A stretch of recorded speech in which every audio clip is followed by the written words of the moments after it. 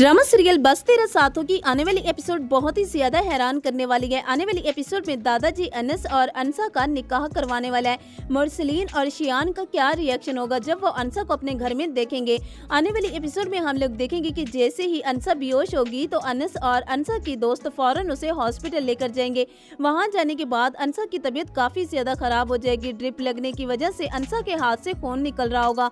अनस ये देखेगा तो फौरन अनसा की तरफ भागकर आएगा और अनसा का हाथ पकड़कर उसकी फिक्र कर रहा होगा। जिस तरह से वो अनसा की फिक्र कर रहा होगा तो बाकी सब अनस को अनसा के लिए परेशान और फिक्रमंद देखकर हैरान हो जाएंगे।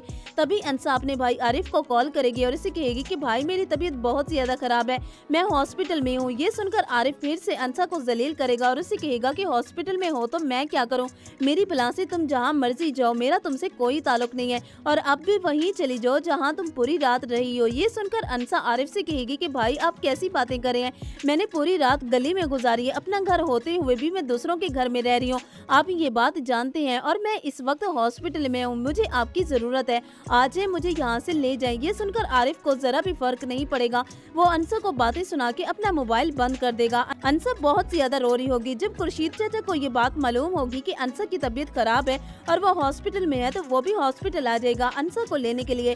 तभी अनस खुर्शीद चाचा के सामने हाथ जोड़ेगा और इसे कहेगा कि मैं आपके सामने हाथ जोड़ता हूँ, आप अनसा को यहाँ से ले जाएं और इसका बहुत अच्छे से ख्याल रखिएगा, ये इस वक्त बहुत ज्यादा परेशान और अकेली है। अनस खुर्शीद चाचा के सामने हाथ जोड़ के अनसा की हिफाजत की भीख मांग रहा होगा। तभी दादा और अमरीन भी वहीं पहुंच जाएंगे।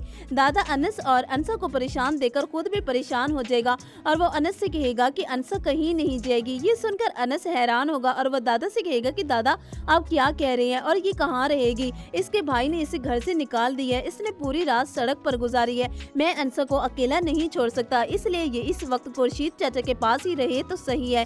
तो तभी दादा अनस से कहेगा कि नहीं अनस, मैंने फैसला किया है कि मैं अब तुम्हारा और अनसा का निकाह करवाऊंगा, मैं तुम दोनों का निकाह करवा के अपने साथ घर लेकर जाऊंगा। अनस ये सुनकर दादा से कहेगा कि नहीं दादा आप ये क्या कह रहे हैं। तो तभी दादा अनस से कहेगा कि नहीं बेटा यही सही फैसला है, इस वक्त जो हालात चल रहे हैं और लोग जिस तरह से बातें कर रहे हैं तुम सच्ची हो, ये मुझे मालूम है, तुम्हारे दोस्त को मालूम है, लेकिन दुनिया वालों को बाकी सबको कैसे यकीन दिलाओगे कि तुम बेकसूर हो। अपने बारे में मत सोचो, उस बेचारी अनसा के बारे में सोचो, वो लड़की है, किस तरह वो दुनिया वालों का सामना करेगी, ये दुनिया बहुत जालिम है। अनसा ये सुनकर दादा से कहेगी कि नहीं दादाजी मैं ये निकाह नहीं करूंगी, अगर मेरे भाई को इस बारे में मालूम हो गया तो वो मुझे जान से मार देगा और वैसे भी मेरे भाई को यकीन हो जाएगा कि मैं झूठ बोल रही हूँ, उसका शक यकीन में बदल जाएगा। अमरीन के समझाने और दादा के कहने पर आखिरकार अनसा हाँ कर देगी और अनसा की दोस्त भी अनसा से यही कहेगी कि इस वक्त यही ठीक है। तो तभी दादा अनसा और अनस का निकाह पढ़वा देगा। जब वो घर जाएगा तो तभी मुरसलीन और शयान की माँ